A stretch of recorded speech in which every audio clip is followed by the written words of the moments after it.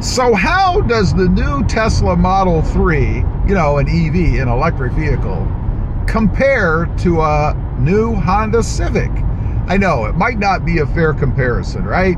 Two probably completely different vehicles, but nonetheless, I have the new Tesla Model 3, but right now I'm driving around in a Honda Civic 4-door, and they're both 4 doors, that is brand new. It might actually be a 2023, but either way, it's still basically brand new. It has 900 miles on it or something like that.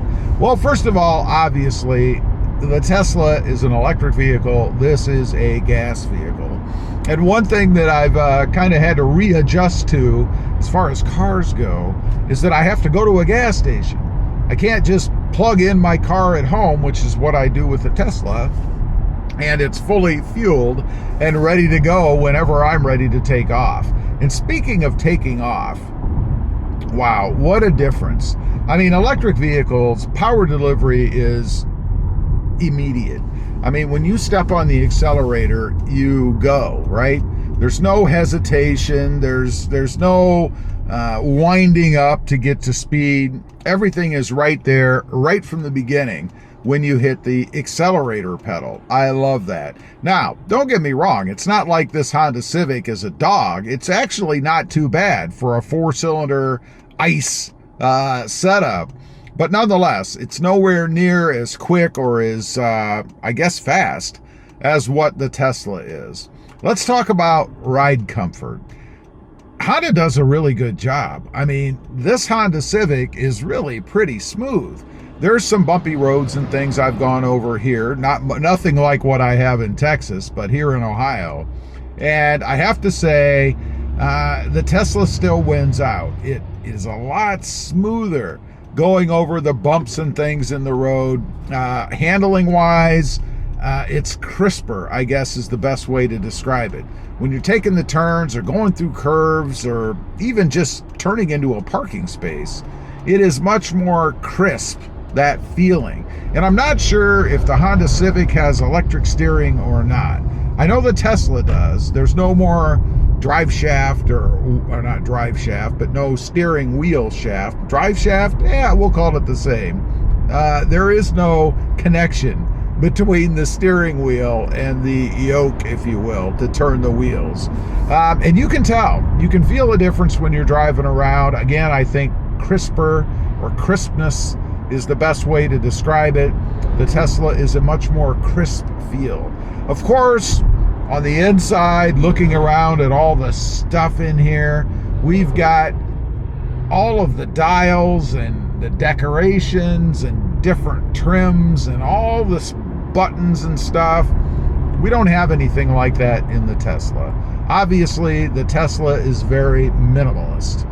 You basically have the infotainment screen, which is quite large. I mean, 15 inches compared to this, which is probably, I don't know, maybe 8 inches, something like that. So it's about double or more in size as to what we have in the Honda Civic. The steering wheel, you've got a few, I think, maybe 4, 5, 6 buttons on it, something like that.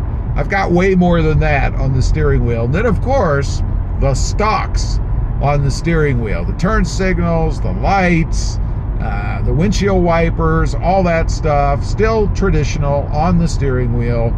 We don't have any stalks on the Tesla, and I really like that. It was a bit of a learning curve, something to get used to, particularly the turn signals. In the Tesla, you have, of course, 2 buttons that you push, right? No stalks. I find myself looking for those buttons in this car. In other words, I go to push a button to turn when I have to remind myself that I got to push down or push up on a stalk to be able to do that. I like the Tesla setup better. After having it for a while, getting used to it, this is weird. I'm driving by a house and somebody actually waved to me. Maybe because the Honda Civic is so common here, they thought I was somebody else. I don't know. But anyway, no stalks. I like that. Appearance-wise, again, I would give the edge to the Tesla. They did do a refresh maybe even considered it a redesign for 2024. The car looks a lot better. I've got to admit that had they not done that, I wouldn't have bought a Tesla. I was not a fan of what the third gen looked like before. Now I think it's pretty darn slick, if not sporty. Nothing wrong with the Civic. It's actually pretty darn good looking as well, particularly I guess in this white color that we have right now. I don't know what's going on up here. We've got something going on up here. Looks like utilities. I don't know. They're blocking the road. Can I get around? I think I can get around. Usually when they do stuff like this, they have people out in the road, but now we just had a flashing truck. I don't know if you can see it in the rear view there, but we've got a lot of trucks lined up here and nobody directing traffic. Very, very strange. Only in Ohio, I guess. If this were in Texas, we'd have all kinds of flashing lights, people standing in the road, all kinds of crazy things going on. Anyway, I do give the nod to the Tesla when it comes to looks. Part of that might be because of the color. Mine is that blue, which I really like. I've kind of decided or figured out that I am a fan of blue when it comes to vehicles. So that might be part of the reason why, actually. But do give the nod to the Tesla. And lastly, let's talk about, I guess, fuel economy. You know, this car right now is getting 32.1 miles per gallon, and it's primarily driven city.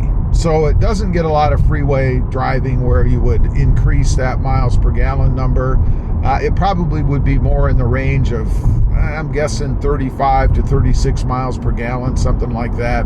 Of course, the Tesla does not burn dyno fuel, so it gets 272 miles per charge. This, I would imagine, is probably a little bit more. I know at one tick before we get to half tank, we're at 212 miles of range.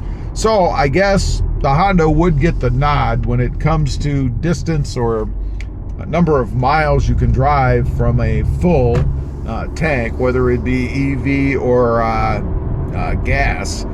So you can go further with this car without having to stop to do anything. And of course, in an electric vehicle, you're going to have to stop and you're going to have to spend 20, 30 minutes, whatever, if you can find a supercharger that works and isn't full, charging up the vehicle. That is the biggest drawback to having any electric vehicle, I think. Solely electric is the amount of time that you're going to have to spend either charging itself or finding a charger to be able to refuel. Leave a comment, let me know.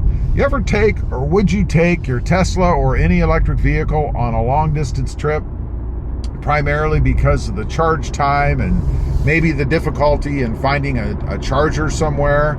Or do you have an ICE vehicle, that would be a gas powered vehicle, for things like longer distance trips and things like that? I'd be curious to know. Thanks for watching. Stay safe out there. Bye.